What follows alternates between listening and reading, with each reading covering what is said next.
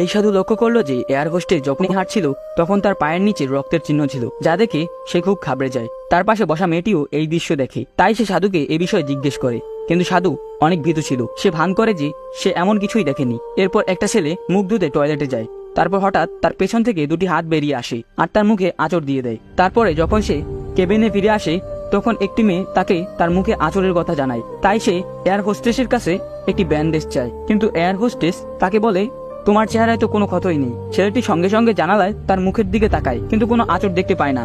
একটু পরেই চকচকে টাকলা একজন লোক প্লেনে হাঁটতে শুরু করে। এয়ার হোস্টেসরা তাকে তার সিটে বসতে বলে, কিন্তু লোকটি ভয়ঙ্কর মুখে তাদের দিকে তাকিয়ে চিৎকার করে এবং হঠাৎ তার মাথা 360 ডিগ্রি ঘুরিয়ে মাটিতে পড়ে যায়। এয়ার হোস্টেসরা তাড়াতাড়ি তাকে দেখতে শুরু করে, কিন্তু লোকটি একেবারে ভালো ছিল এবং সে তার সিটে ফিরে যায়। কিছুক্ষণ পর হঠাৎ বিমানের চাপ কমে যাওয়ার ফলে সব যাত্রীরা অজ্ঞান হতে শুরু করে। তখন এয়ার হোস্টেস দেখতে পায় যে একটি খাবারের কার্ট